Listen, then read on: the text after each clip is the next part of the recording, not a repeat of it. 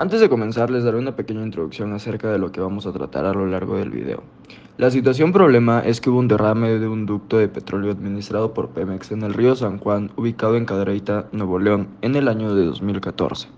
La solución para realmente existen varias formas de extraer el petróleo del agua cuando ocurre un derrame. Nosotros creemos que una de las más eficaces es la de los skimmers. Funciona mediante una bomba que lo succiona y lo pasa a tanques flotantes que luego serán remolcados a un puerto, donde el hidrocarburo ya se almacenará para su eliminación definitiva.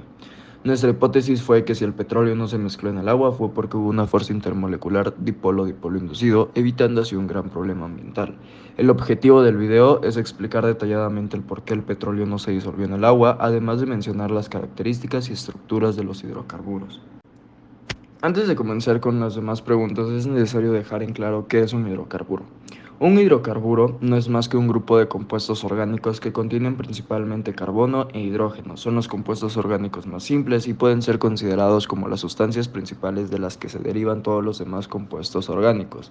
El petróleo es un aceite natural formado por una mezcla heterogénea de hidrocarburos. ¿Cómo son las estructuras moleculares de los hidrocarburos y del agua? Para determinar cuál es la estructura molecular de un compuesto químico, primero tenemos que identificar quién es el elemento principal, que en este caso es el oxígeno. El oxígeno tiene un número atómico de 6, por lo cual su configuración electrónica queda de la siguiente manera. Aplicando los principios y la regla de Pauli-Hund, queda X, Y y Z. Entonces y aquí está indicando que tiene 4 electrones. Entonces, 1, 2, 3, 4. Y estos dos quedan desapareados. Y ahora pasamos a la estructura de Lewis. La estructura de Lewis del agua queda oxígeno, hidrógeno, hidrógeno. Entonces, tenemos que el hidrógeno le presta un electrón al oxígeno y el oxígeno al hidrógeno y así. Para determinar su geometría molecular necesitamos observar la tabla. Tenemos número total de pares de electrones. El agua tiene 4 pares de electrones. Entonces tenemos 4 pares de electrones y números de pares enlazantes. El agua tiene 2 pares enlazantes que vendrían siendo rojo y azul, son 1, 2. Y el número de pares libres. El agua tiene 2 pares libres que vendrían siendo estos dos rojos, entonces 1, 2, 2 pares libres, por lo cual su geometría es angular y queda de esta forma. Para la estructura molecular de los hidrocarburos utilizaremos como ejemplo el metano, ya que es más sencillo de representar. Entonces identificamos nuevamente el elemento central, que es el carbono. Entonces el carbono tiene un número atómico de 6, por lo cual nos queda 1s2, 2s2, 2p2, 1, 2, 3, 4, 5, 6. Y aplicando la regla y los principios de Hund, nos quedaría de esta manera. Tenemos 2 electrones desapareados. Y en la estructura de Lewis del metano queda de esta siguiente forma. Tiene que el oxígeno le presta o cede un electrón al carbono para que el carbono complete su octeto. Y para determinar su geometría molecular, observamos la tabla. Números de pares de electrones. El metano tiene 4 pares de electrones. Entonces, como tiene 4, su geometría molecular es tetraédrica. Y pues es de esta forma más o menos. Este círculo rosa representa el carbono y estos blancos el hidrógeno. Y pues ahí tenemos la geometría molecular. Ahora es momento de hablar sobre las propiedades físicas y químicas. Comenzaré con las propiedades físicas, más específicamente con el punto de ebullición. El punto de ebullición es la temperatura a la que un líquido cambia de fase a gas. El punto de ebullición en los hidrocarburos aumenta a medida que aumenta la cantidad de átomos de carbono, aunque también influye la geometría molecular de estas moléculas. Esto se debe a que la fuerza intermolecular son mayores cuando la molécula es más grande. El punto de ebullición del petróleo es desde los 30 grados hasta los 125 grados Celsius y el del agua es a los 100. Esto quiere decir que si el petróleo se hubiera mezclado en el agua, hubiera sido evaporado por el sol mucho antes que el agua. Ahora es turno de hablar sobre la solubilidad. Es la capacidad de una sustancia o un cuerpo para disolverse al mezclarse con un líquido. Para que este proceso se lleve a cabo tiene que existir un soluto y un disolvente. En este caso el petróleo es el soluto, el cual es apolar, y el agua es polar, generando una fuerza dipolo-dipolo inducido, provocando que no se mezclen y evitando lo que hubiera sido un gran problema para toda la población de Cadereyta Jiménez y haciendo que el río San Juan terminara siendo súper tóxico. Por último, hablaremos sobre la densidad. Es la relación entre la masa de una sustancia y el volumen que ocupa. La densidad de los hidrocarburos también aumenta cuando la molécula es de mayor tamaño. La densidad del petróleo es relativa, pero a 15 grados Celsius es de 800 a 980 kilogramos sobre metros cúbicos, siendo menor a la del agua, la cual es 997 kilogramos sobre metros cúbicos. Eso provoca que el petróleo flote, ya que cuando un fluido es menos denso que el otro, flotará, y el fluido más denso se hundirá. A continuación hablaremos sobre las propiedades químicas. Comenzaré con la combustión. Los hidrocarburos pueden llegar a la combustión, también llamada oxidación, completa o incompleta. Comienzan a oxidarse cuando existe la presencia de oxígeno o ante una fuente de calor. La pirólisis es una degradación térmica de una sustancia en ausencia de oxígeno, por lo que dichas sustancias se descomponen mediante calor, sin que se produzcan las reacciones de combustión. La viscosidad es una medida de su resistencia a las deformaciones graduales producidas por tensiones cortantes o tensiones de tracción en un fluido. La viscosidad de un hidrocarburo es su resistencia al flujo. Los hidrocarburos de alta viscosidad fluyen con dificultad, mientras que aquellos con baja viscosidad son altamente móviles. O sea, esto quiere decir que entre mayor viscosidad, más resistencia opondrá el fluido a su deformación. El agua tiene una viscosidad cercana a un centipoise, mientras que el petróleo posee una viscosidad de entre 0.4 y 0.5 centipoise. Y por último, la que yo considero más importante es la polaridad de moléculas. Esto no es más que la separación de las cargas eléctricas en la misma molécula. La polaridad del agua está compuesta por un átomo de oxígeno y dos de hidrógeno. Cada átomo de hidrógeno se encuentra unido covalentemente al oxígeno por medio de un par de electrones del enlace. El oxígeno tiene además dos pares de electrones no enlazantes. El agua es una molécula polar, es decir, existe en ella una distribución irregular de la densidad electrónica. Por esta razón, el agua posee una carga parcial negativa cerca del átomo de oxígeno y una carga parcial positiva cerca de los átomos de hidrógeno. Por otra parte, la polaridad del petróleo es igual a la de los demás hidrocarburos. Es covalente no polar, ya que la unión de átomos poseen la misma electronegatividad. Para saber cómo interaccionan las moléculas del agua con las moléculas de los hidrocarburos del petróleo, tenemos que saber qué son las fuerzas intermoleculares. Las fuerzas intermoleculares son las fuerzas de atracción entre las moléculas, o sea, cómo interaccionan moléculas que no están entrelazadas entre sí, ya sea que se atraigan o se repelen. Estas fuerzas son muy importantes, ya que son las que definen varias características de los compuestos, como su solubilidad, la cual es muy importante en este problema. Estas fuerzas se dividen en varios tipos: ion dipolo, dipolo-dipolo, dipolo inducido o enlace entre puentes de hidrógeno. Cuando se menciona un dipolo, se hace referencia a que la sustancia es un compuesto con enlace covalente polar, mientras que un dipolo inducido hace referencia a que es un compuesto con un enlace covalente apolar. Y cuando se dice ion, se refiere a que es un compuesto con un enlace iónico. Las sustancias químicas involucradas en el petróleo son varias.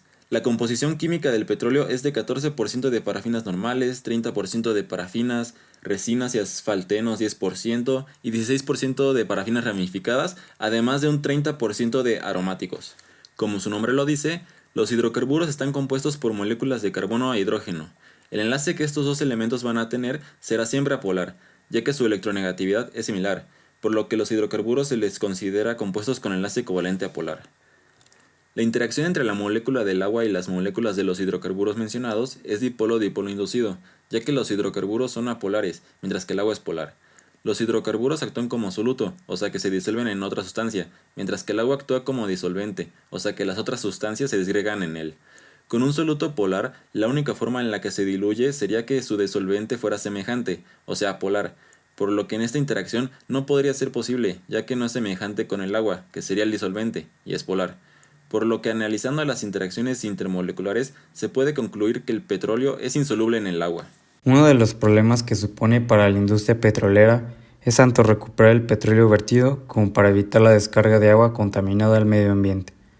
El método que estamos proponiendo es desarrollado por el equipo de investigación llamado Varanasi. Este usa membranas con una estructura jerárquica de los polos. Las membranas combinan una fina capa de nanoporos con una capa delgada de microporos, y así estos limitan el paso de material no deseado mientras proporcionan rigidez suficiente para soportar alta presión y alta producción. Pueden ser elaborados con propiedades hidrófilas, para que sus poros atraigan el aceite y repelan el agua, o viceversa. Esto permite pasar un material mientras se lo impide a otro con poca resistencia de flujo. Las gotas de agua son suspendidas en el aceite sobre la membrana desarrollada por el equipo de investigación del MIT. Gracias a los pequeños poros de la membrana con un recubrimiento especial que atrae al agua y repele el aceite. Las gotas son reducidas a su paso por la membrana, dejando atrás aceite puro. A su vez, una membrana similar con un recubrimiento diferente puede hacer lo opuesto, permitiendo a las gotas de aceite pasar, bloqueando el agua. Se realizaron experimentos mostrando la efectividad de las membranas separando nanoemulsiones mientras mantenían su integridad a alta presión. Además de usar diferentes técnicas, esta demostró tener un 99% de efectividad en la separación.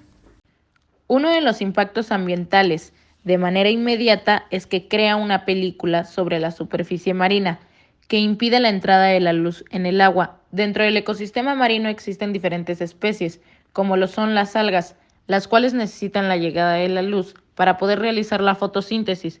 Si esto no llegase a ocurrir, muchas de ellas podrían morir. Esto da lugar a una contaminación aguda que incluso puede llevar a la muerte de muchos organismos, ya que los contaminantes de los compuestos del petróleo son extremadamente tóxicos. A largo plazo, el derrame provoca daños en el ecosistema reproductivo y de alimentación de todos los organismos del ecosistema marino. Algunos ecosistemas se pueden recuperar de una manera más rápida porque son más dinámicos, aunque si hablamos de ecosistemas de fondos marinos o de zonas costeras, en algunos casos su recuperación puede llegar a tardar hasta un siglo. En el artículo 4, párrafo 6 de la Constitución Política de los Estados Unidos Mexicanos se reconoce el derecho humano al agua. Se estipula que toda persona tiene derecho al acceso, disposición y saneamiento del agua para consumo personal y doméstico en forma suficiente, salubre, aceptable y asequible.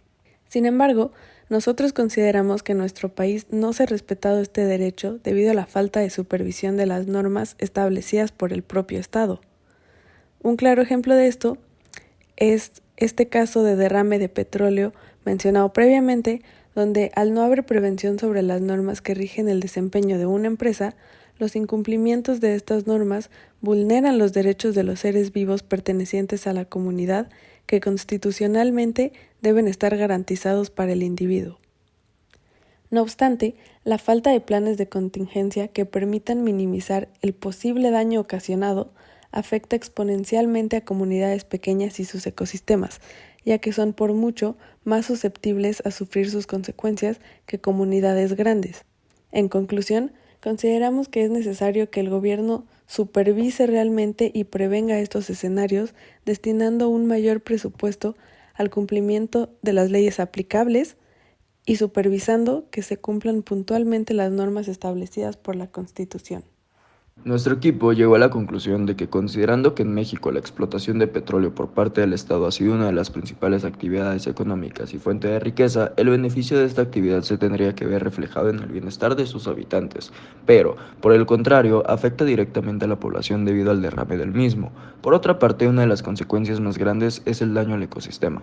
¿Esto qué quiere decir? Quiere decir que si sabemos darle un uso adecuado y un cuidado adecuado al petróleo, puede traernos muchos beneficios a toda la sociedad. Sin embargo, si no lo cuidamos y ocurren estos derrames, pueden traernos no solo muchos problemas a la sociedad, sino también al ecosistema. Como futura biotecnóloga, concluyo que este problema se puede solucionar modificando o creando bacterias limpiadoras, es decir, que limpien el agua del petróleo, además de empezar a sustituir los combustibles derivados del petróleo por energías limpias. La mecatrónica en la industria petrolera. Desde la perspectiva de la mecatrónica, que ocurra algo como lo que se expone, dice mucho sobre cómo es que desde la revisión de los dispositivos encargados de monitorear las fugas o cualquier anomalía que se presente es de vital importancia, y a su vez que siempre se debe tener la supervisión de la maquinaria y sistemas para evitar que ese tipo de accidentes sucedan. Considerando que en México la explotación de petróleo por parte del Estado ha sido una de las principales actividades económicas y fuente de riqueza, el beneficio de esta actividad se tendría que ver reflejado en el bienestar de sus habitantes, pero por el contrario afecta directamente a la población debido al derrame del mismo. Por otra parte, una de las consecuencias más grandes es el daño al ecosistema. Pienso que con la carrera que elegí, que es ITC, este problema se puede relacionar de forma en que se use la programación para desarrollar o ayudar a la mantención de aparatos cuya finalidad sea identificar qué compuestos tiene una muestra de agua para poder saber si está limpia de contaminantes del petróleo o no. Desde el punto de vista de la ingeniería mecánica, encuentro un área de oportunidad en la industria petrolera, principalmente debido a la relación existente entre los derrames de petróleo y una mala instalación de la maquinaria requerida para la extracción del mismo. Por ejemplo, en este caso, considero que la mecánica ayuda a prevenir accidentes que tengan consecuencias irreversibles para una comunidad o ecosistema. Y como conclusión personal, considero que como futuro programador pienso que me puede ser de utilidad al crear programas que puedan calcular la efectividad de ciertos tipos de solución cuando ocurre un derrame, viendo así cuál es la mejor opción y más viable para el ecosistema.